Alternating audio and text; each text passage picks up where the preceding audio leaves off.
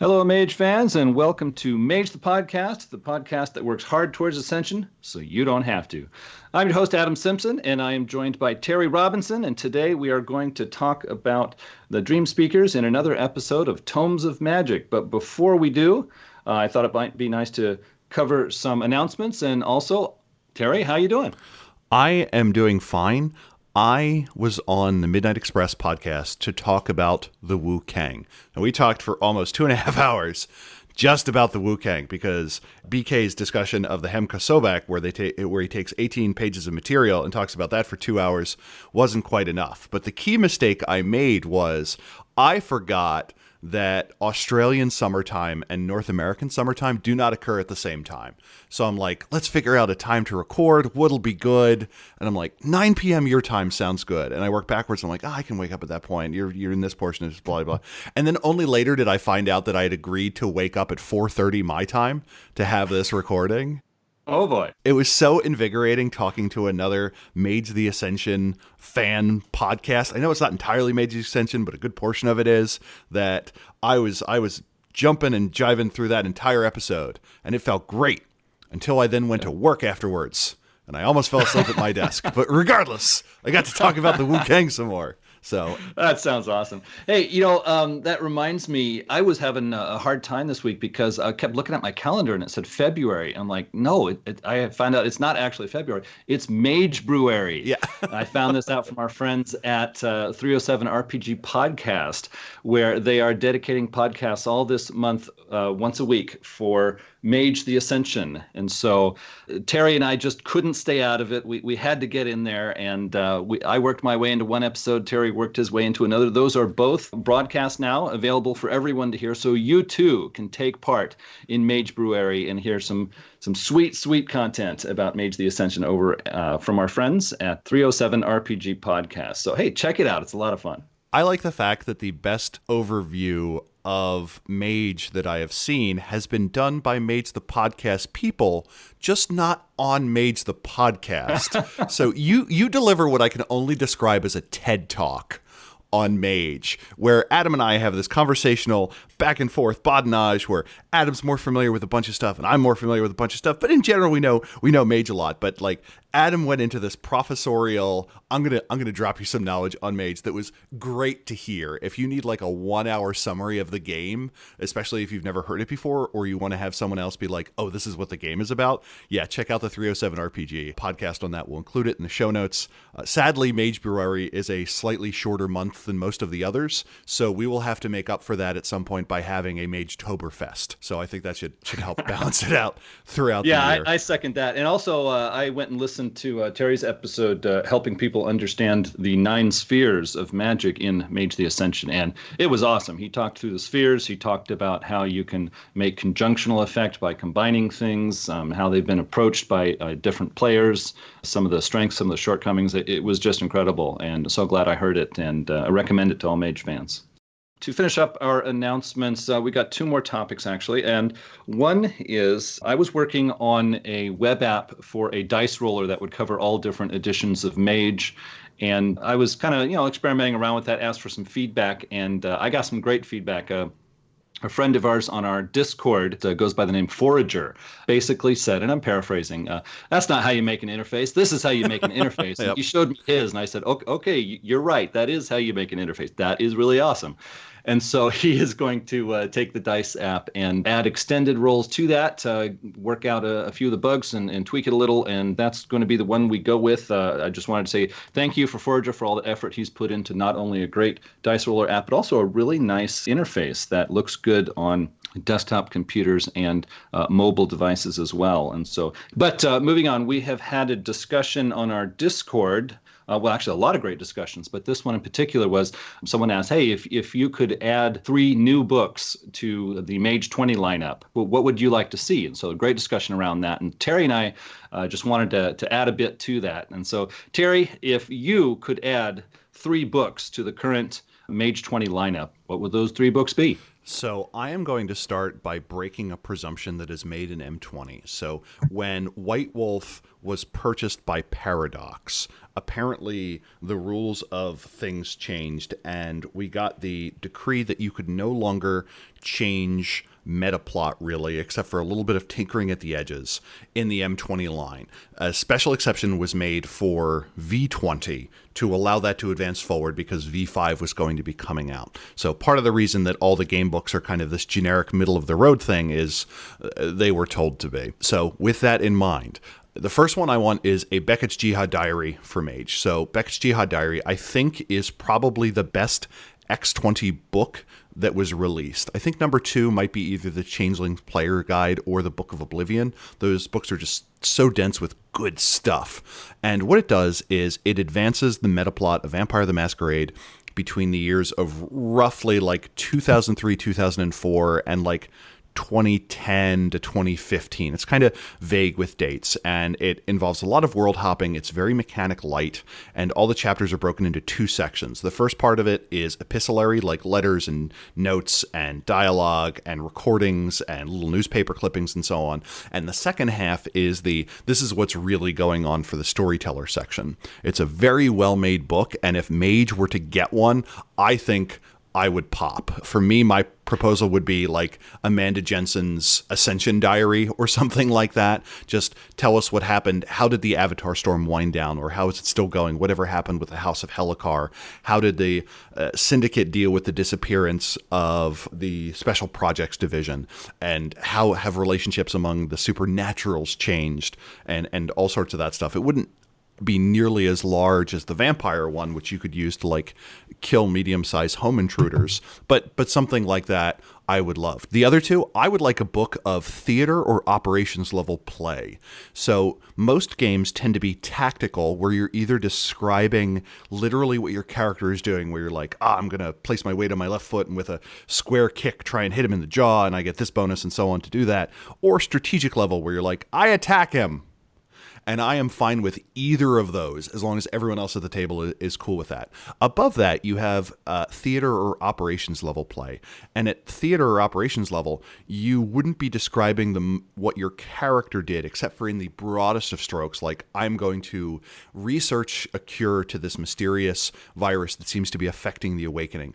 Or you may describe what an entire chantry or cabal is doing, or what's happening in an entire city at once. And Birthright for D&D was a game that was released under 2nd edition rules where you did that. You were not just the king of the kingdom, you were the kingdom. And you would break the year into seasons, and there were various things you could do. You could do build infrastructure and so on. And it had rules for how to advance your kingdom over time. And if you wanted to play traditional D&D, one of the things you could do in one of those seasons was go adventuring, where you were the king or the prince or what have you, and you slayed the dragon, or you retrieved the Gee-Whiz wand, or whatever it is kids do today in Dungeons and Dragons. And I would love something similar for Mage, because we don't really have good guidelines on, like, my character wants to shift the paradigm in this area over the next couple of years. Let's see how it goes. So something that is on a little bit of a grander scale. I have secret hopes that Rich Bastard's Guide to Magic includes something about that, on how to shift like reality zones or wide-scale influence, or steals the agenda system from Changeling. But that would be my number 2. And finally, a Disparates book, quite simply. Many of the Disparates got a pretty heavy facelift in Revised, to the point where they don't quite mesh up with what their 2e version is, and there just isn't enough material to help a storyteller kind of sort out which one that they want. Like, my favorite example is the Hollow Ones start out as they're just all orphans, and then in 2e they kind of turn into punk goths. In Revised, they break down into this postmodernist group, this romantic group, and this gutter mage group. And in M20, they seem to mostly be goth postmoderns. And something that kind of presented more space there, I think, would be helpful. And those are the 3 texts I would like. How about you, Adam? Yeah, I did have 3 picks, and before I start, I just thought it was very interesting, your second pick about a more higher level approach to playing in the setting of Mage the Ascension. For a lot of years, in the fantasy gaming community has been a little more keyed into that. They call it domain level play. Oh, neat. And in a lot of blogs and places online, it's easier to discuss because it has a label agreed upon by everyone. And so in the past, there's been a couple of, not a lot, a few books and a few resources put out for domain level play in fantasy role playing. And it's something that is very interesting to me. I think it would be very interesting to see a book on that for Mage. But the problem is, from the mid-'70s until today, it has always been more of a niche thing for role players. There are some people who like it and want it, and there are a lot of people who decide it's just not for them. And so I'm not surprised that we have not seen that for Mage. But if we did see that for Mage, I would buy it and try it with a group, because I would be very excited about that. But okay, on to my 3 picks. I agree with Terry that a book on the Disparate Alliance would not only be something that I would like to see, but it's just kind of expected. I mean, this new faction in Awakened Society was introduced in Mage 20 and certainly changed the landscape of the Ascension War. Lots of Mage fans would like to see this book published. My number 2 is on Marauders. I feel a statute of limitations on the first Book of Madness has probably passed by now. This is a good time to add information and possibilities for a major faction in the Ascension War. I think storytellers often don't use Marauders in their chronicles because they can't think of what to do with them. And last, in the days of second edition Mage, there were 2 or 3 mentions of a book that they were planning but never got published. It was called Mad Mask. This book on the Umbral Courts and other denizens of the High Umbra was promised, but we never saw it. It always seemed to be an important part of Mage, and I think it should finally get to see the light of day. I just think it'd be great to have a resource book on not only the Umbral Courts, but also stuff in the High Umbra, just spirits that live in the High Umbra, not realms. So those are my picks. And of course, the discussion on our Discord servers is ongoing. There's been a lot of great ideas and discussion there. So feel free to take part in that. Discord.me/Mage the podcast. That Mad Mask book sounds fascinating. I'm actually working on a Storyteller Vault supplement that is 4 alternatives to the Marauders. So hopefully sometime within the next number of months that will be out into the world.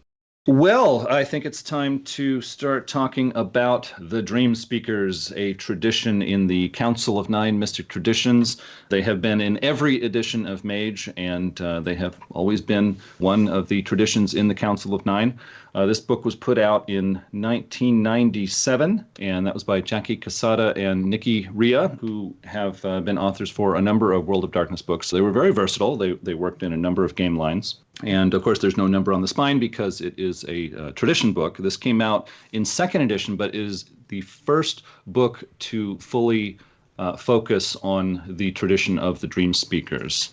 I thought it would be great to have Terry walk us through, tell us what are the sections in this book and what makes them interesting. Sure.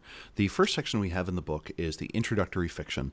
This book follows a single character joining the tradition and starts with Dreams of Steel and Concrete, where the lead character, who appears to be a Mohawk ironworker, and we walk through this person slowly becoming aware that there is more and more out there, gaining access to what is referred to as the dream, as this old woman is slowly popping up in this person's presence. The chapter ends with this character stepping off a girder into the void of nothingness, and then in the next chapter they fall into their awakening. And the art for it, I thought, was very well done, depicting a person literally walking off a girder, just in case you thought the text was ambiguous. And we get the first real peek about how this book is going to focus on the tradition in the lexicon section. Under other terminology, we get dreams. Dreams may refer to as visions, Maya, the pathway of the mind, the sleeping realm, mo uhaine, spirit visitations, and waking sleep. And then after that, we get 2 more words, Dreamspeakers and spirits. And in both of those cases, we get like 30 options that people can use to refer to the group. This will become kind of important later. We then go into the history chapter, which gives a background of it. And the way the history chapter talks about it is, instead of saying this is what the Dreamspeakers were before, it says this is what the groups that became the Dreamspeakers were before. We get a passage of travelers through the Dreamtime, of how the Aboriginal peoples of Australia served their people and obeyed the Dreamtime law. We get the dream priests of Africa, of the sub-Saharan region, and their shamanic influence on the operations of their people. We get the Warriors of the Vision Quest, which is about North America's indigenous peoples, and as well as those across the Pacific Islands. And it even does a call out to be like, yo, there are indigenous peoples kind of everywhere. And it makes mention of the Sami and the Tungu of Europe as indigenous peoples from those areas. And then it goes into what we would call, I guess you could say, the tradition history of when the tradition formed. So the Grand Convocation call goes out, and just about every awakened mage is in some way notified, or some effort is made. And there was dim awareness that many of what would become the Dreamspeakers all had access to the same realm, something referred to as the dream, or the shadow, or the Dreamtime, or something like that. And that was used to contact people and gather people for the Grand Convocation. They all arrive at the Grand Convocation. The Council of the Nine, the rest of them, kind of look at these people and are like, I don't know what to do with you. And it's one of those things where the book talks about the upside and downside of their organization, where they say, yeah, I guess we had some stuff in common. We generally believe in this kind of, that the land is important to us and our magic comes from a similar place, but our practices and our presentation and our cultures are wildly different. And it says, more or less, the council shoved us together because they weren't sure what to do with us. And some of us were offended by that, but others thought it made sense because we are all people who have dealt with battles with people who claim to be advocates for modernity and the harm that has caused to our cultures. It then goes through the Burning Times and the Age of Exploration and Conquest as Europe kind of explores the globe and starts laying claims and talks about how indigenous practices had been destroyed or driven into hiding, how religion was a kind of a tool to implement a sense of global unity. And we first get the idea of a basic division that occurs within the Dreamspeakers, which is to say, is it more important to preserve our people, as in, should we stand and fight those invading our lands and possibly die in defense of our people, or is it more important to save our beliefs by departing from our people and trying to save what we think makes our magic special? And this is referred to as the division within it. In the 20th century, it talks about how the idea of Sigmund Freud wiping away dreams was injurious to their paradigm, but how Carl Jung and his idea of the collective unconsciousness kind of brought that back in, because no mage book is complete without a reference to Jung. It talks about Marxism and the politics of materialism, and how the idea that there is no spirit world being baked into so many world beliefs was also problematic. But again, this is part of the waves of books that says, but things have been different recently. Starting in the 60s, we had explorers at the edge of consciousness discovering the philosophies of Africa, of East Asia, of the Native Americas, and suddenly these forgotten ideas became cool. And these ideas that have been thoroughly crushed by the technocrats and their allies are now getting new purchase. And once again, we have a book that says this group needs to figure out what it wants to do. Do we want to compromise and update our practices, or do we want to stick to as traditional as possible? Should we cast the net as wide as humanly possible to help as many people fight the Ascension War as possible, or is this fundamentally about cultural preservation? And that is kind of where the chapter on history ends. Again, the big keystrokes is it outlines the 5 or 6 different groups that contribute to the Dreamspeakers, how they practiced since time immemorial, how to them magic was mostly a case of asking the earth to do what it's supposed to do, the rise of the gauntlet and how that affected their practice, how the Grand Convocation changed things, their uneasy alliance with other mage groups, and how there are strict philosophical differences between those, and finally this idea of hope through the 60s and 70s, that people are understanding that the world is maybe bigger than at first they thought, and how is the tradition going to capitalize on that while hopefully defending any gains that it's made. So how did you find the history section, Adam?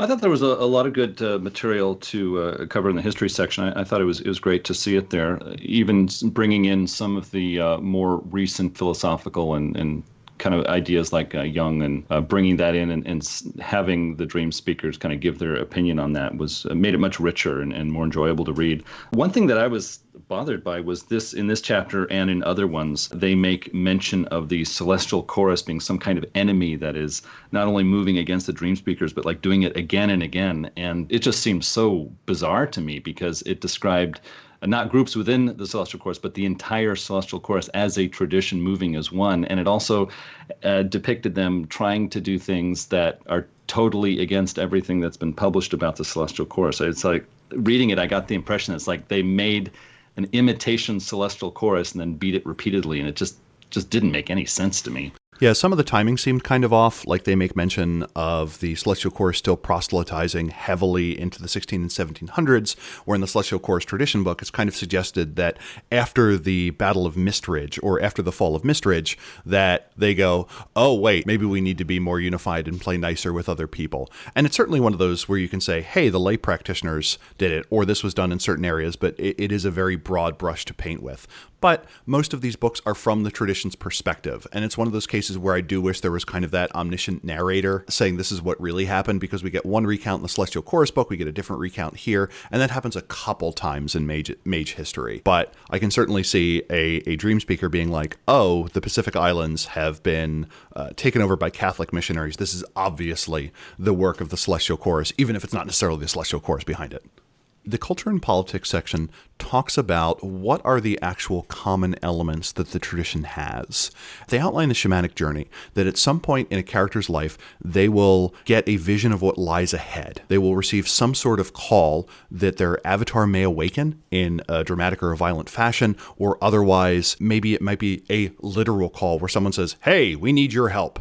There will be some sort of near-death experience or the brink of great loss. There will be a vision where there is then a spiritual stage that the character needs to go to. There will be a portion where they are accepted by the rest of the culture. They will be accepted by a guardian spirit. That one was okay, where you have some sort of thing where the spirits of some group at least say, okay, we accept you. You learn the lore of that group, and then you are now a full member. I liked this in that it kind of gave wide beats. You have the idea that your character will be informed by some sort of recurring dream, that themes will periodically visit you. And this is something that is later codified with being, maybe this is something from the Avatar, maybe this is something from something else. An outline of what does the seeking look like generally involves fasting and solitude and attuning one's mind and body. Temptation, what it looks like to say, to try and get a dream speaker to walk off the path to ascension that they're going on. And then finally, the idea of old age, death, and transcendence. And what I like is it addresses the question of what does ascension or becoming an oracle look like for this group. And they end the section with many choose to reincarnate instead, sending their avatar forward into the world to continue and refine their vision rather than choosing to ascend or becoming an oracle. And that's quite simply something that isn't addressed by a lot of the traditions, and I like that. I don't think we ever get a virtual adept definition of what Ascension looks like. Granted, I think they were the first tradition book, so no one was quite sure what Ascension was at the time, but I get it. And then we go to the visions of the other world. They talk about the subrealms within the Dreamspeaker Horizon realm that preserve old ways of life and the different kind of arc cultures that are represented there. They talk about how the group meets, that they periodically have calls within the spirit world, but also that they understand that having all the dream speakers in one spot doesn't always work out well, and how they use dreams as a way of moving material back and forth or ideas back and forth to keep everyone put together. We get an idea of what their 10th sphere is. In this case, it is Odu, and it is the sacred word, the sphere of naming. This was a little weird to me because initially they talk about how naming is something they avoid doing, and naming has power, and naming should only be done with full understanding. So making that the 10th sphere kind of was a little bit jarring to me, but I kind of see what they're going after. And then we get some ideas about how the group itself operates. We get an outline of how the avatar essences line up to different factions within it. And I thought this was interesting because this was a book where essence and faction are not tied, where they go over both of them. We also get the protocols, that the things that the Dreamspeakers are expected to do. Once a year, they generally have a get-together in the Nevada desert. They talk about the importance of family, the obligation to teach, and I liked that they specifically said, no, you need to pay your mentor. Also, don't sleep with them. Cultist of ecstasy, you're just being weird. I like that specific call out, as well as what dispute resolution would look like. They refer to their duel as the Reckoning.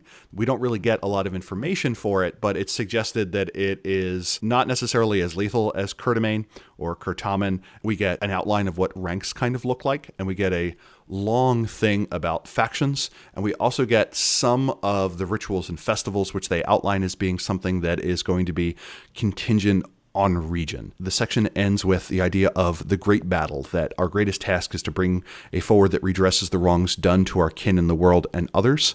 And this is interesting because earlier they indicate that the goal of Ascension is to bring balance back to the interactions between humans and the spirit world. And I can see these two visions, the Great Battle versus Ascension, pointing in the same direction, but sometimes they really feel to work at cross purposes. So how did you find this chapter? I also thought the 10th sphere of Odu seemed odd. It seemed kind of out of place. It seemed like a lot of dream speakers would be the people who are less enthusiastic about even discussing the idea of dividing magic up into 9 discrete, well-labeled boxes and then postulating about a 10th one. And then also, like what you said, to have it be about like sacred naming when they had these beliefs discussed in the book about naming. It just seemed out of place, and I've never talked to a Mage fan who has pursued that in their chronicles, and I can understand why.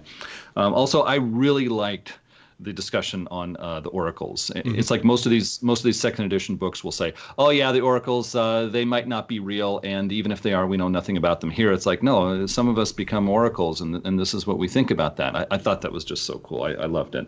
Also, this chapter may present a greater structure for the dream speakers than many storytellers are going to want to use. There has been material published on the Dream Speakers, although brief, 2 times before this, and it seemed to indicate that there was very, very little structure for this group. So by the time this book was put out in 97, there had been storytellers running with the Dream Speakers for about 4 years already. And so I can understand if they would want less structure and cohesion than what we get in this chapter, but I'm not necessarily against it. The next chapter is Beyond the Dream, or External Relations, and it goes through how the Dream Speakers interface with other groups. And it kind of cuts a wide swath through them, and it kind of divides it into, these are the traditions we get along with. And those are the Verbena, the Cultists of Ecstasy, and the Euthanatos. And I thought the inclusion of the Euthanatos in there was interesting. And then it refers to the groups they don't necessarily get along with, which are all the others. It also talks about some of the crafts that they have cordial relations with, and brings out a particular thing that Adam brought up in our episode on the Book of Crafts, where you have the Kopoloe and the Bata'a.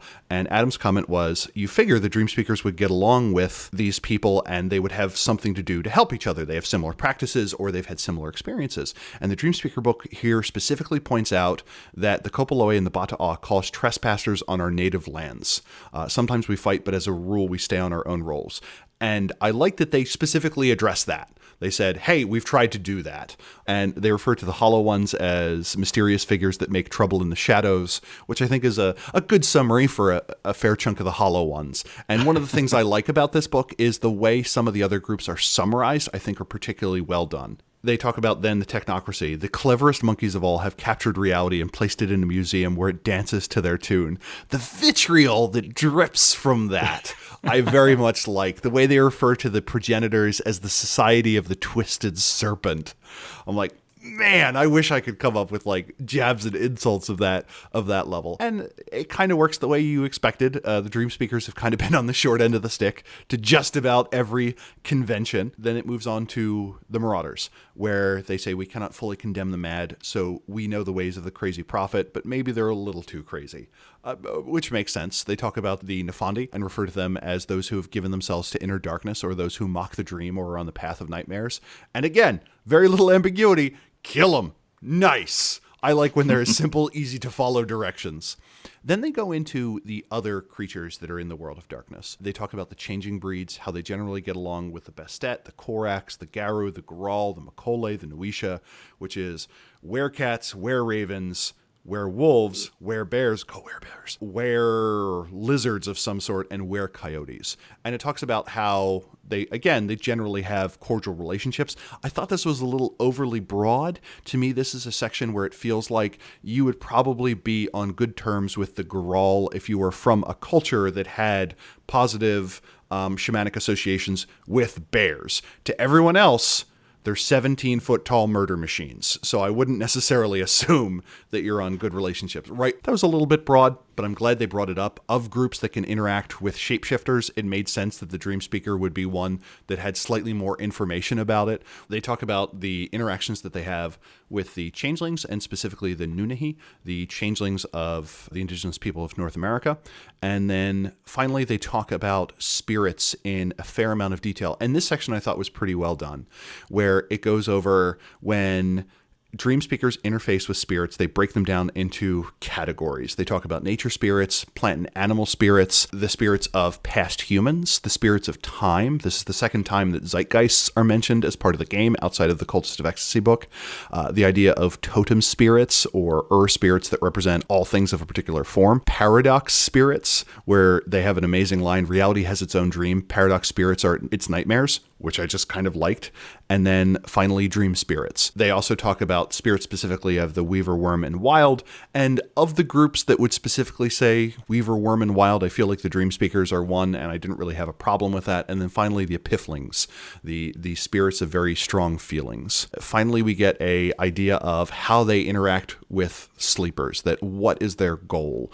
Again, is it to be led? Is it to be protected? Is their goal to walk away and preserve their culture until things change and they can be more accepted? But the big thing is that it is all dreams need to be taken into consideration, even for those who do not realize what they are doing. We get a little bit more information about Michael, the lead character's path to awakening, and then the chapter ends. So how did you find External Relations? Yeah, I thought it was good. I thought a lot of good material was covered here. I really liked the part of the chapter where they talk about how the Dreamspeakers have a somewhat idealized view of the were creatures that exist in the world. I thought it was really cool that the Dreamspeakers would look at these were creatures and say, hey, these creatures are part physical beings from the earth and part spirits from the Umbra, kind of combined into one thing. And we see this as a living representation of how things used to be in the distant past. And so we think that's like a viable link to this idealized view we have of the past. And so this kind of respected, idealized view they have of the were creatures made a lot of sense to me, and it seemed like a really cool idea to bring into Chronicles. I also liked showing how they have some difference in outlook with some of the groups that they often ally with in Council of Nine meetings. It says in many different second edition books that the Dreamspeakers find common cause with Verbena, Cultists of Ecstasy, and the Euthanatos. And I thought it was appropriate here to call out how, even though they find a lot of common cause, large numbers of Dreamspeakers look at their allies in the Cult of Ecstasy and they say, look, the way you conduct your romantic lives, that really runs against our values and our cultural way of doing things. And it's not just something that we gloss over and say, well, that's cool. It's like, no, we really think that's not a good way to live, and that causes us to want to keep a little distance from you at times. We don't want our apprentices watching your apprentices and saying, oh, I'll do that too. It's like, no, we don't want that. Yeah. And also they look at the Verbena, and it's like the Verbena's approach to, practicing magic, and they say, well, hold on, that's not just another way of looking at things. That is a specific way of looking at things that we don't like. We call that sorcery and pulling magic into your own hands to follow your own agenda instead of caring about the tribe, the people that you come from, or the earth that you live on. And we really think that's not okay. And so even though we ally with the Verbena, we find common cause with them, still we look at them at times and think, boy, they're doing some stuff that we think is really not good, and we want to keep a little distance here. So that was brought up in this chapter, and it was appropriate. It made sense, and I think it can add some richness to Chronicles. Yeah, it reminds me of the Testament of the First Cabal, where Walking Hawk is talking about meeting Nightshade, and is like, I recognize that she and I are praying to the same spirit, but her version of it seems to be much thirstier for human blood. And I'm like, that's nice. And it's good. I like any time we get something longer than the one sentence stereotype that we get in like a core rulebook, but shorter than like, and another thing, this guy double parked and he stole my lawn chair and never gave it back. They're like, now that's a little bit too much. Now I appreciate that you're angry, but we're getting a little bit too much into the weeds on this. Yeah. The next section we have is Speakers of the Sacred Tongue, which are characters. And this I like because it gave 3 different character templates that you could play. There is a horror story that I think Dixie Cochran tells of attempting to play Mage. And the plot's going, and they get to this point, and the Dreamspeaker character in the group refuses to step onto a plane because they're like, planes are the tool of the technocracy. This is just representing our subjugation to these machines. I refuse to get on it. And the plot just fell apart because a character like was leaning into something too hard. And like every time someone talks about how important it is to role play your paradigm to the tilt, I kind of think of that story and go, but is it though? And there are 2 ways to deal with that. You bend your paradigm, or you make sure you have a paradigm that plays well with others. And I think the examples we got here in the character templates are good examples of that. You have the inner city spirit doctor, you have the techno shaman, and then you have the dream therapist. And I think all of them are well put together and reasonable starting points. Like, I wouldn't feel bad handing a character, a player, one of these templates and say, start with this, maybe shift some dots around if you want to do this and you're not entirely sure how to do this. Some of the dot choices I think are but I think they were generally good.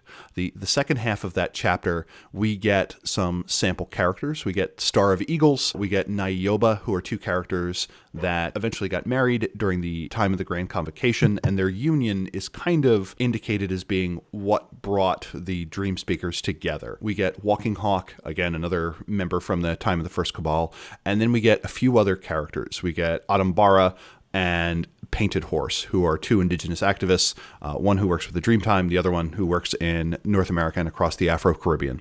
And those were interesting, and I guess my only real criticism of this section is I would have liked something between the 2, where we have 3 characters that are introduced who were there at the time of the First Cabal, and then we have 2 characters that are contemporary. This is a group that is more distant from my understanding, so a case where I would have liked a few more examples to work from, because as I read through the section on Painted Horse, who is a contrary entertainer, and being like, oh, when this character takes on paradox, it is in the form of wild colored to their hair, which fits in with this character's appearance, but this person would be unable to change that color. It couldn't be dyed out, or if they cut it, it would grow back that way. And I think that is flavorful, and it is useful as a way of showing this is how this paradigm embraces paradox or deals with the modern world. And I just would have liked a few more of those. The character templates kind of take on Dreamspeakers in modernity, but again, I feel like this is a group that's going to be more distant from most people's experience, and a little bit more information on that I would have found helpful. How about you, boss? There was some good material in the characters section. The material on Niobe and her partner, I thought that was good for history that characters can lean into if they want to. My criticism would be when talking about both the characters Adambara and Painted Horse, it said that the technocracy was like fanatical in its devotion to oppose them at every turn and wipe them out, and they were so terrified that every time Adambara or Painted Horse speaks in public that it's going to break their paradigm or something. I was reading through it, it's like, I don't get this. Okay, Adambara gives talks on ecology, and Painted Horse gives stage performances. It's like, why would the technocracy care? It seems like the technocracy would just say, "Oh, that's nice, whatever." But the authors of the book felt very strongly that the technocracy were fanatical about trying to rub them out, and I didn't get that. But hey, my understanding is limited. I'll admit that. I'm not going to get upset if people call me out on that. I do feel like it's one of those things where you have the core writers for the Mage the Ascension line, and it's obvious, or at least it feels obvious to me, to watch Bricato's thinking change as we go through second edition. To watch that migration from very 1E view of the world to a 2E view of the world. Sometimes a book has a section or an area that was done by someone who maybe hadn't written for Mage recently or before, and I feel like those people were still heavily influenced by what they had heard about Mage from first edition, and some of that creeps its way in. And that section on like, oh, you crazy dream speaker, or like, we're going to try and shut down every one of your performances felt very 1E to me. Yeah, it did. It did. Yeah, I think you're right. I think there's a number of people who've been writing for Mage, I think certainly in the first two editions, who either didn't know much about the game or they had kind of heard some about it from someone else, and then they said, okay, fine, I'm going to start writing.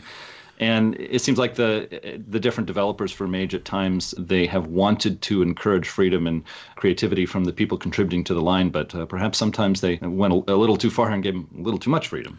Yeah. And it's one of those things where it is hard for me to step back into what it was probably like to write in the 90s, where if you're not in the office, as it were, like you don't have access to all the Mage books. There isn't like a PDF that anyone sends you to do it. So you're like, oh, okay, well, this is the core rule book I have. This is what I've heard about it. I'm going to ask my friend Jim, who plays a bunch, and then we'll go from there, which results in kind of a mishmash, as opposed to now where we have the glories of the White Wolf Wiki plus Drive-Thru RPG, where it's like, hey, can you send me a free copy of this book? I need to do an update on the Hermetics or what have you. The final chapter we have is Inside the Dream Wheel, which is Dreamspeaker magic, and it walks through the spheres and their interpretation of them. This is, again, one of those cases where it gives different reflections of different groups and how different, I guess you could say, factions within the Dreamspeaker approach these individual spheres. We get a few recommendations for foci, which are pretty straightforward. One of the things that is interesting is it does mention that Dreamspeakers are slightly more likely to have familiars and totems compared to other groups. And they even make mention of, hey, if you're looking for more information on this, see Werewolf. And one of the books they mention is Axis Mundi, which is a werewolf mage supplement. I'd say it's mostly werewolf that Adam and I will be talking about. We will. At some point, as well as the idea of dream walking, their ability to enter the dream realms and move around within them.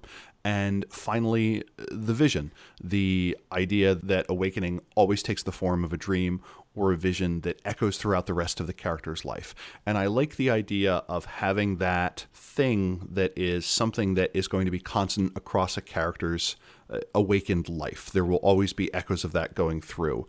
Now, that does kind of present traditions as this preordained thing. Like if someone has, we get stories of characters who've moved back and forth across traditions as their paradigm or their understanding of themselves has changed. When you say that all Dreamspeakers have this thing, I feel like it kind of complicates that idea. And then finally, we get a few rotes. And the rotes make sense. We get about 6 of them. There's nothing really groundbreaking on them. But again, this draws in a whole bunch of different belief sets and how magic looks to them, which again, probably not as useful as a more unified tradition where practice kind of looks the same and you can probably take a rote from one person and any other tradition member could likely use that. Here is kind of presented as, well, this group within the Dreamspeakers use this. Maybe this is generic. Maybe it's very specific to a cultural practice. And then finally, we get recommended reading. And it's a pretty long list. I remember encountering a few of these. Black Elk Speaks, Crying for the Dream, and Voices of the First Day as being things that I had encountered before or found and flipped through after seeing them referenced to it. And then finally, we get our 4-page character sheet. So what did you think about Dreamspeaker magic? I liked how they made the distinction between what Dreamspeakers consider medicine and what Dreamspeakers consider to be sorcery. I thought it was nice to kind of call that out and help Mage fans kind of clue in on that. I think it can be useful to storytellers, is why I bring this up. Medicine is basically magic with the appropriate mindset used for the appropriate means, and sorcery is selfish goals, learning magic so that you can use it for yourself and doing things that you want to do rather than things that are good for everyone involved.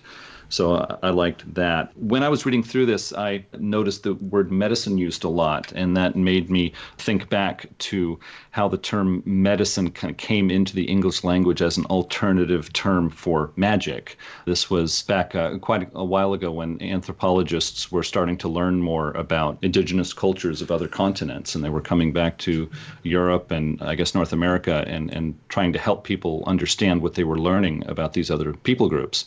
And the impression I really got about this time was that these anthropologists were seeing that these other, people in other continents were using magic to do things, but they were concerned that when they came back and told Europeans about it, that they would think, oh no, witchcraft.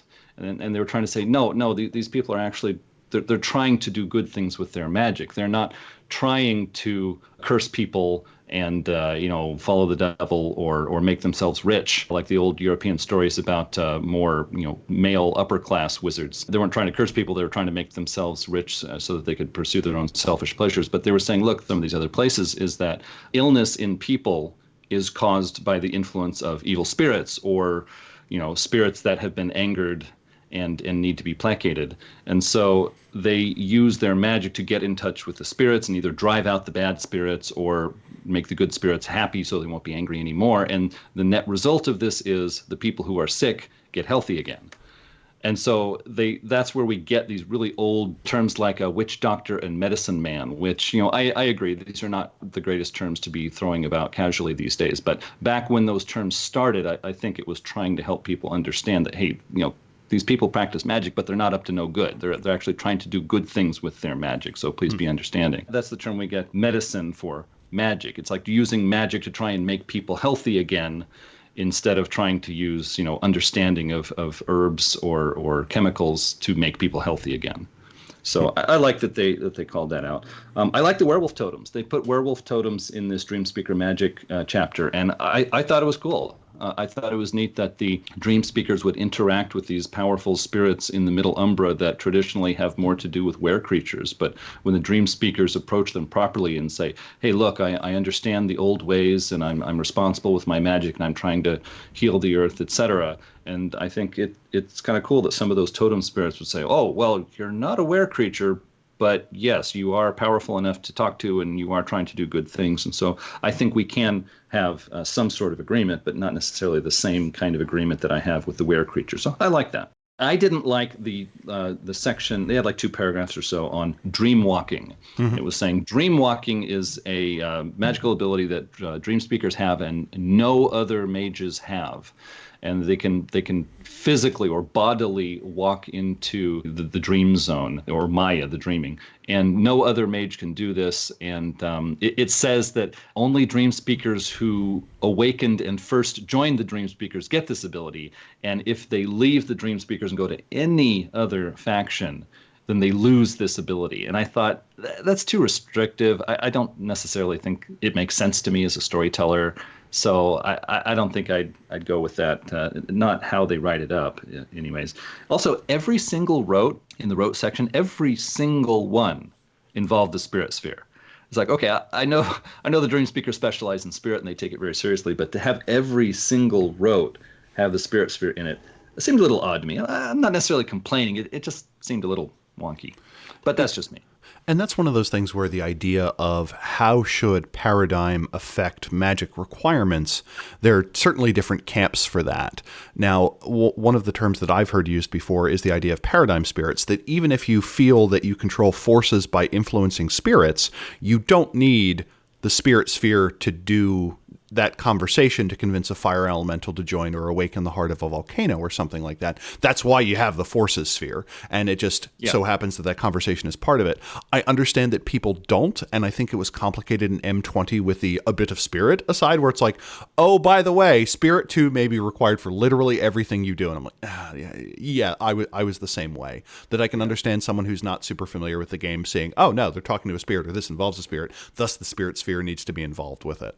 I was going to take a few minutes and talk about factions within the Dreamspeakers. They call them factions, which can be a bit confusing because for me, the Council of Nine Mystic Traditions could be thought of as a faction of mages. The Dreamspeakers could be called a faction of mages, and the subgroups inside the Dreamspeakers can also be called factions of mages. But I think our listeners basically understand that every tradition has subgroups within it, often with different names, terms used to describe the subgroups. And this is certainly the case with the Dreamspeaker tradition book. All of the factions listed here are mentioned for the first time in this book. They were not discussed previous to this, so they're all new.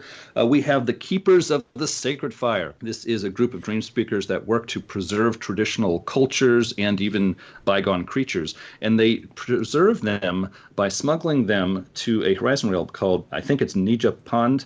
Forgive me if I mispronounce that, but within this horizon realm, they have actually different sections, and they want to continue and relive the past. And as a Mage fan, I thought this could be a little problematic. The old expression, don't put all your eggs in one basket. If the technocracy decides to go after the nodes supporting this Horizon realm, then the Horizon realm would start to break up, and all of the people and bygones living within it would be in a whole lot of trouble in a very short period of time. Now, next we have the Solitaries, and this, again, is more of a philosophy than an actual coherent group. These are individuals who live separated from the modern world and encourage others to do the same. They often shun technology. Next, we have the Ghost Wheel Society. These are basically modern techno-shamans. I thought this was pretty cool. They oppose the technocracy directly and work to build relationships with these new techno-spirits, which a lot of the more traditional thinking Dreamspeakers don't have relationships with and aren't a little unsure of. Now, it says that the Ghost Wheel Society is unpopular inside the Dreamspeakers because they pursue new thinking as opposed to old thinking. And so I thought that was an interesting dynamic. Next, we have the Red Spears. These are really extremists who don't recognize the Council of Nine Mystic Traditions. They fight against modern society with actual violence. And this is a real problem for the Dreamspeakers. There are probably a lot of Dreamspeakers who think, maybe we should drive these guys out, and others who say, no, we appreciate their passion and we're glad that they're in here. And so there are other traditions in the Council of Nine who go to the Dreamspeakers and say, hey, these Red Spears, can you do something about this? And the Dreamspeakers say, well, we're rather undecided what to do about the Spears. But moving on, we've got the Four Winds. Now, this is a group that spend a lot of time in the Umbra and learn a lot about it. They are a great source of information about the Umbra. However, a lot of its members move to the Umbra and don't leave it and feel that this is somehow more in touch with how things are supposed to be. And it says that many of them become Umbra. They become umbral spirits and are no longer truly human beings. So an interesting group there, especially if you want to do more with the Umbra. We have the Baruti. These are historians and storytellers. They travel around a lot. They teach many people, not only other Dreamspeakers, but sleepers who are willing to listen as well. And I thought this was really cool because it kind of draws a line to a similar group in the Verbena that are described in the Verbena tradition book as like bards. They are not only entertainers, but they are also historians, record keepers, storytellers. And so they have that dual role, which is interesting. Now, let's wrap it up with the contraries. These are people who are very contrary. They oppose a lot of very fundamental ideas and aspects of how people live their lives, and they want to challenge preconceptions. They believe that new thinking and new ideas comes from challenging the most fundamental preconceptions that we have. And so they do, it describes things that many people would think of as comical. For example, always walking backwards, or always trying to speak backwards, or always doing certain things that annoy people and grabs their attention. And it's trying to help people make a breakthrough. They're not trying to annoy people. However, you may meet some mages who think they're trying to annoy people. So some people may have fun with this group. And storytellers, be careful. Some of your players may latch on to this group and use it as a bad stereotype. Storyteller, beware. I like the fact that as we go into second edition, we get so many more groups within each of the traditions. Yeah, very cool. And it is useful because when you're reading the other books and they bring up a stereotype, you can be like, oh, yeah, that is true of this particular group. Yes, the Gabrielites are like that, but not the rest of the tradition. Or that, yes, the Red Spears are particularly violent, but the rest of the group isn't. And it gives, and Mage is at its best when it's discussing contrastive ideas, in my opinion, and personal stories, where you may have within a tradition, like for instance, when we were talking about the Cultures of Ecstasy, there's that one group where they're like, they take this stuff to extreme. Some people would claim they're Nefandi. And each of these groups is so broad that there is even things within them where one group of Dreamspeakers may not necessarily even be cool with what another group of Dreamspeakers is doing. And the fact that they brought that into the writing, I appreciate having that kind of breadth to play with as a storyteller to kind of be like, even within every tradition, it's kind of a microcosm of the Ascension War. Yeah, a good tradition book is supposed to not only help people who are playing a character that is part of that tradition, but also to give ideas to storytellers that even if you don't have any players in these groups, You can, bring some NPCs into your chronicle and do some interesting things with this tradition, perhaps even help your players see them in a different light. And it's really cool to get this kind of material. So I think at this point, it's time to discuss Dreamspeakers, the book as a whole, and Dreamspeakers as a tradition. And I have said 2 or 3 times in past episodes of this podcast that the Dreamspeakers started out quite different than the Dreamspeakers that we see in most of the published Mage books. And I said, but I'll talk about that later. This is that time. Later has arrived. It has arrived. In 1993, the Mage First Edition core book came out, and it presented to us Dreamspeaker tradition, which is quite different from the ones that most Mage fans know and love. And I'm not saying it's better or worse, but it is quite different. And I think it's interesting just to call it out and present it to people as an option. On pages 122 and starting on page 103 in the first edition Mage Core book, we are given 2 sections that tell us more about Dreamspeakers. And long story short, they were a very, very unstructured tradition. They were individuals who were called by some spirit, some voice, some entity that called itself Gaia and said, I'm calling you to be one of the Dreamspeakers. This is a group that furthers my goals. It supports my interests and does things that I need done. Gaia identified itself as this very great and powerful distant umbrood that represented planet Earth. It was the Earth, the great Earth Mother, that was even apart from and above all the different sleeper stories and traditions about the Earth Mother. And this voice would call any given individual. It could be a member of an indigenous people group. It could be a black guy from the Bronx who had a rough upbringing. It could be a sheltered white boy from a Chicago suburb. It could be any person. And they said, I'm calling you to be a dream speaker and learn more about my traditional Earth Mother ways and do the things that I need done. And what the dream speakers were was a very much like a tribe of people. And they had tribal ways. They had an outlook on life and a way of living that mapped well to, basically Native Americans or traditional African tribal groups or, Polynesians, basically indigenous people groups all around the world. But they were a separate new tribe. They did not have a strong connection to any existing real world indigenous people group.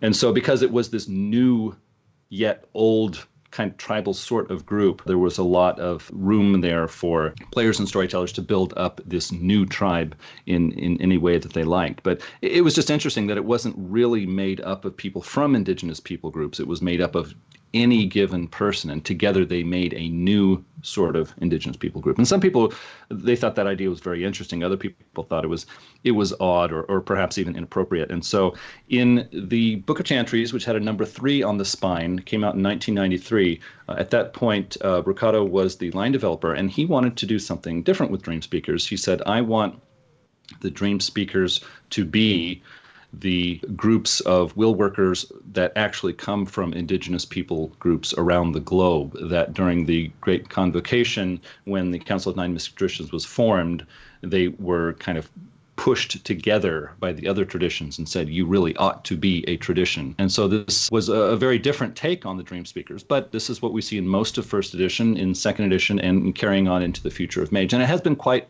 popular with Mage fans. And so even though I think the original Dreamspeakers are quite interesting, I'd like to play with them as a storyteller in a chronicle sometime. But in my own chronicles that I have actually run for players, I've used the newer approach to Dreamspeakers. It's more comfortable for most Mage players. It's more familiar, and I certainly don't have a problem with it. In 1E, it starts with the premise that mages, again, as you've pointed out before, and I didn't realize it until you pointed out, 1E says that mages kind of have their own history, and they have been secretly leading and influencing mortal culture throughout the eons.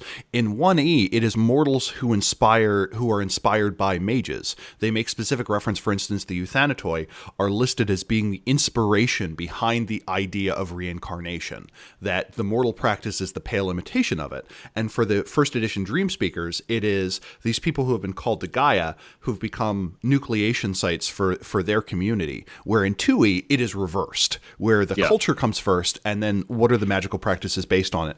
Both are legit, but... Yeah. Yeah, I think both are very interesting and can add a lot to your chronicle. So I certainly don't say that one is better than the other. But I just, for me personally, I think it's interesting that I talk to a lot of Mage fans, and it's like they actually haven't heard about the original Dreamspeakers. They don't even know that it's an option to them. So one of the things I like to do with this podcast is just to march through the books, lay everything out to people and say, look, make your own choices for your chronicle, but please look at the available options before you make your choices. That's my thing. It was interesting to note in early first edition, the Celestial Chorus and the Dreamspeakers were both portrayed as being very melancholy traditions because they both saw a world that has moved so far away from the world they knew that they wonder if they even have a future at all. So I thought that was something that they were playing with in early first tradition and was not revisited very much after that. Speaking about this book in general, personally, I was a bit disappointed to see mentions of the Dreamspeakers making Horizon Realms and trying to accomplish their own goals inside those Horizon Realms, because my own thinking was, I see the Dreamspeakers as being a group of people that would look at Horizon Realms and see this as a new thing that sorcerers are doing with their magic, and seeing Horizon Realms as being like artificial. Because from a Dreamspeaker's point of view, being the mages that they are, they can look at naturally occurring umbral realms and say, there is nothing people can do to stop these realms from existing. They can't be destroyed. They're always going to be there. But Horizon Realms, if the technocracy moves in, shuts off their nodes, that Horizon Realm will cease to be. It will be destroyed completely, erased. And so I can see Dreamspeakers looking at Horizon Realms saying, okay, you mages are doing that, and I guess that's fine, but those are artificial, they are man-made, they are fragile, and we Dreamspeakers have a very, very old world way of approaching things, and we're just not so sure that we want to make those and put all our eggs in that basket.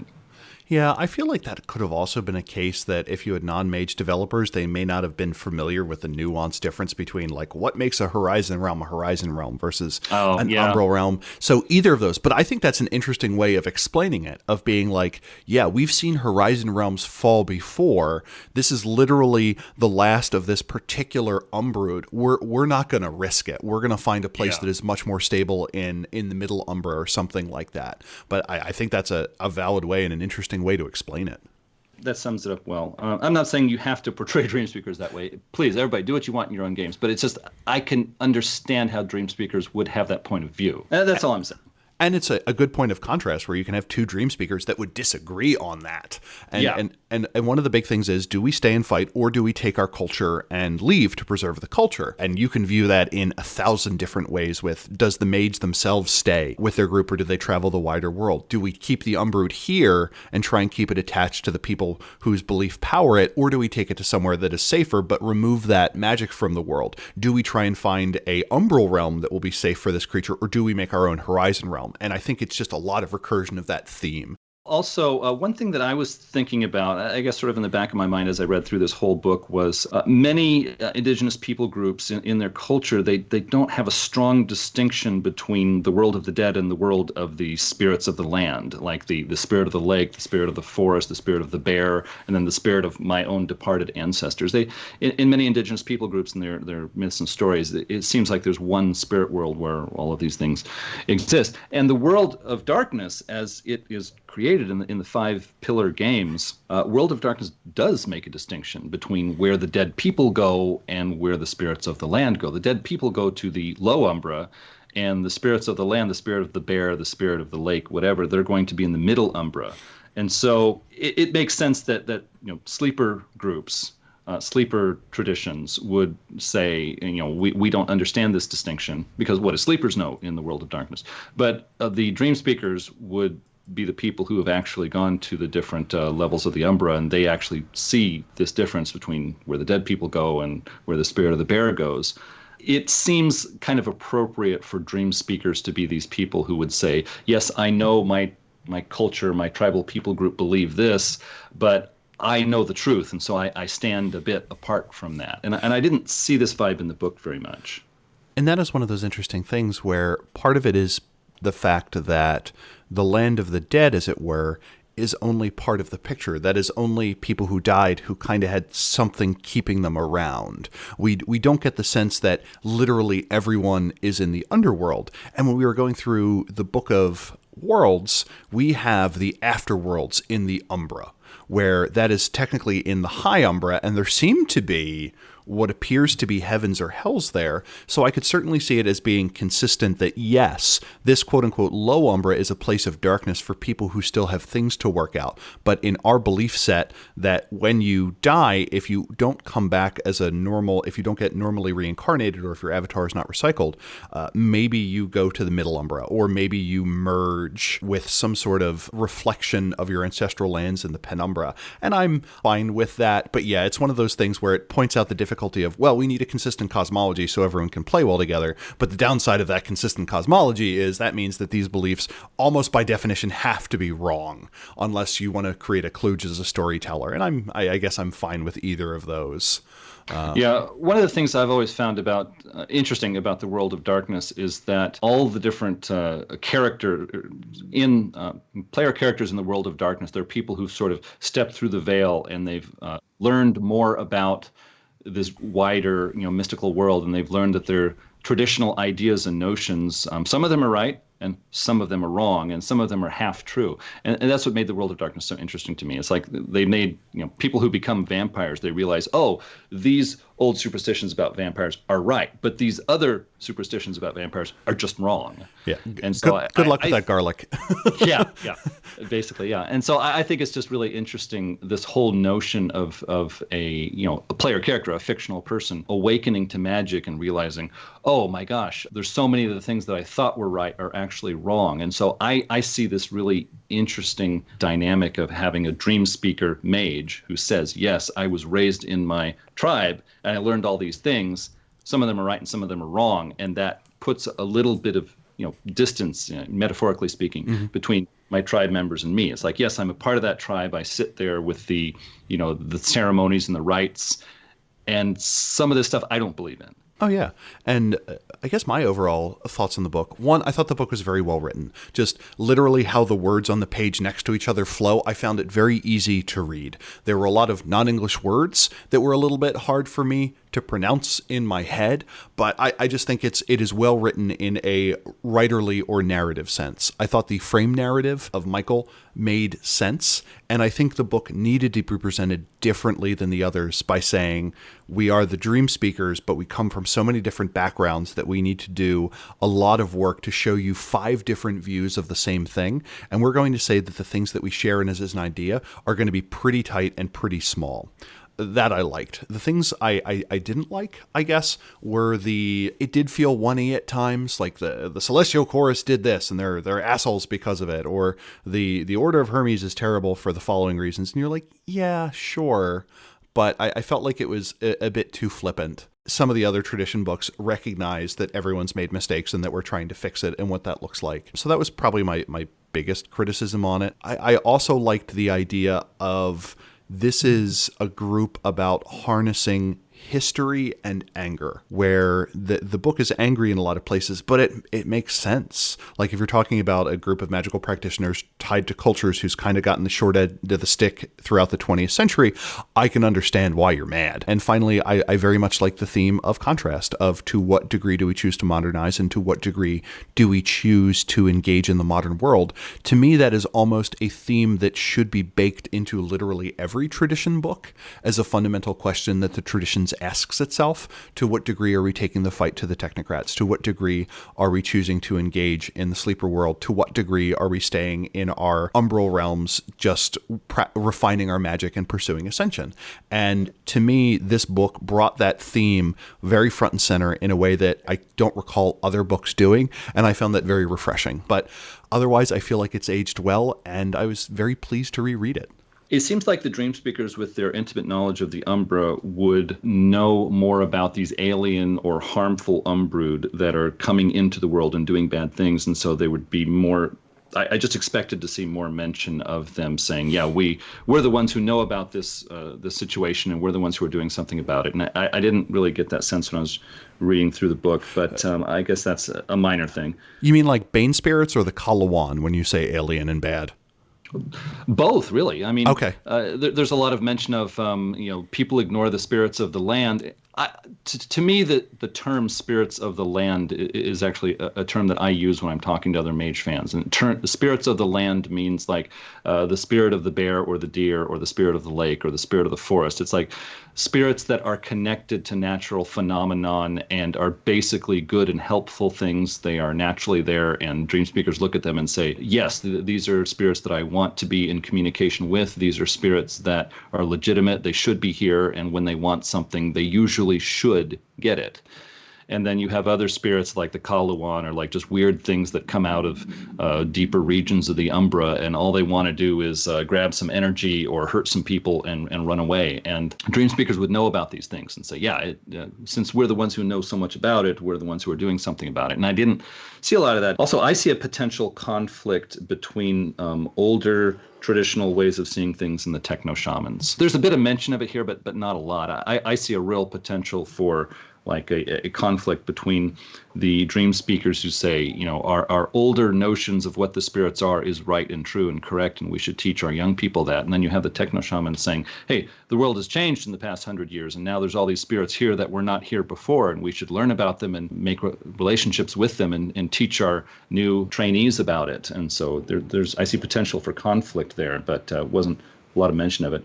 And also just the idea of the techno shaman. I thought that was really cool. I thought that was taking the idea of a shaman and saying, look, we have shamans now in the modern world, and that can be different from shamans in the world 500, 1,000 years ago. I thought it was really cool that they put that in the book and brought attention to it. But, minor nitpick of mine is, what can a techno shaman do that other Dreamspeakers can't do? Or what can a techno shaman do that a virtual adept can't do? It would have been nice to take the magic chapter towards the end of the book and at least treat with that differently. Even if you don't have hard and fast rules on it, at least have some mention of techno shamans have been known to do this and virtual adepts don't know how and wish they could do it, or something along those lines. Let's see, Terry and I were talking a while back, and I was joking about how the Dreamspeaker Primus in Horizon Chantry probably has one of the roughest jobs in the world. I would not want to be in his or her shoes.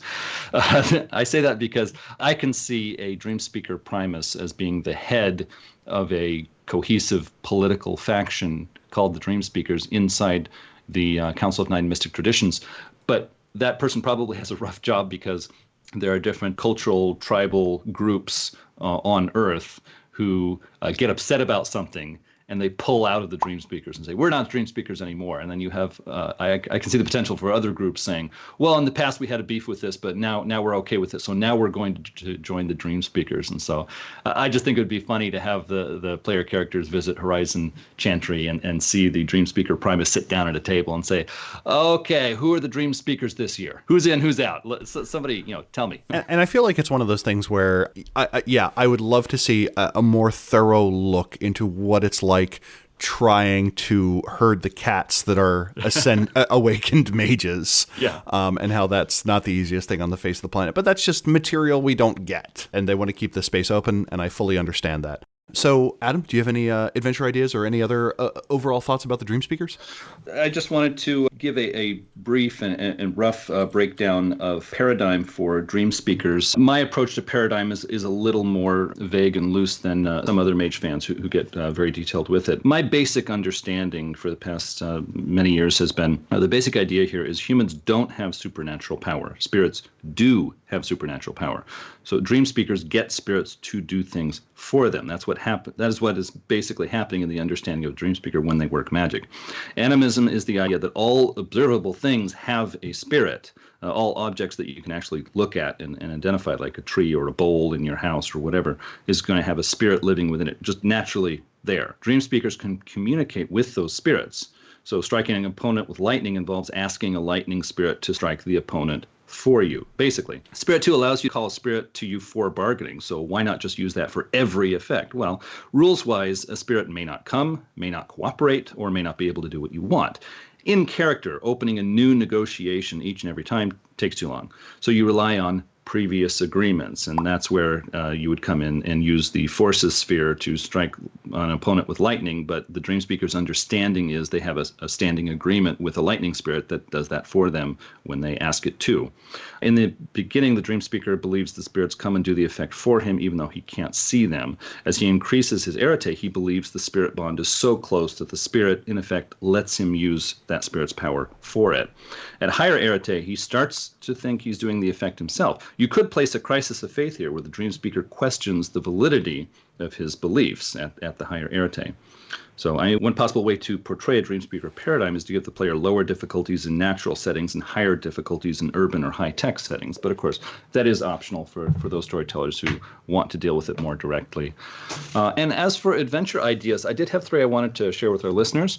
Number 1, the players learn a mixed tradition chantry in a rural setting beside a mountain is having terrible problems. Local spirits are terrorizing initiates and damaging property. Chantry leaders have requested the help of other mages to raise spirit barriers and chase away Umbrud. The Dreamspeaker player knows this will only make the problems worse and put an important chantry in jeopardy. Chantry leaders allow the players to try and solve the problem, but they must do it before the next half moon when an important ritual will take place. The players learn the spirit of the mountain is upset about the portal open to Horizon Chantry and the failure of each resident to perform the correct rituals to reside in its shadow. Can the players earn the goodwill of both the local spirits and the Chantry leaders in time to negotiate a solution? Idea number 2. The mages of a Native American tribe are threatening to leave the Dreamspeakers to focus on their own problems.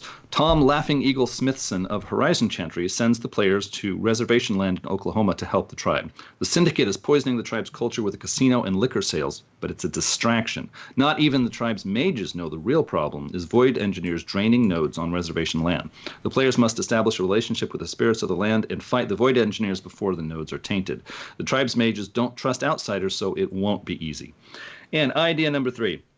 One storm after another tears through the Umbra and portals between Horizon realms are shattering. The players are pulled into rescue duty because of their knowledge of the spirit ways. As they help Chantries, they learn the problems are coming from the Middle Umbra. Bane spirits and their minions are assaulting the Aetherian reaches. As the players deal with specific attacks, they'll increase their cosmology knowledge and spirit magic. As the crisis increases, the Council of Nine mobilizes. The players will be guides to help mages enter and operate effectively in the Middle Umbra. Players can become influential leaders among the traditions as they gather intel and deal with Bane spirits. The showdown will involve saving Lord Hyperion's stronghold from a concentrated assault. So those are 3 ideas. Hopefully they'll give you fodder for better ideas of your own. And with that, I believe we are coming to the end of another episode of Tomes of Magic. And my quote of the episode is, "Their wizardry confounds our ways, but new warriors among us have cultivated the spirits of plastic, steel, and electric pulse. Soon we will speak their language too, and the plastic cards and discs that shore up this hollow magic will be more useless than dust. Then we shall enact our revenge." I like that one. And now that we've reached the end of the episode, contact us at magethepodcast@gmail.com with questions, comments, or feedback. You can subscribe to Mage the Podcast on iTunes, Google Play, or TuneIn. You can also follow us on Twitter at Mage the Podcast. We're on the web. Look for magethepodcast.com. If you would like to become an executive producer for Mage the Podcast, it would help us continue to produce episodes. You would also become part of our own council to discuss upcoming projects. The link in the show notes will get you started. This episode is thanks to executive producers Ira Grace, Richard Batt Brewster, and Michael Parker. If you would like to become an executive producer for Mage the Podcast, thanks everyone for listening. Until next time, truth until paradox, baby. Die.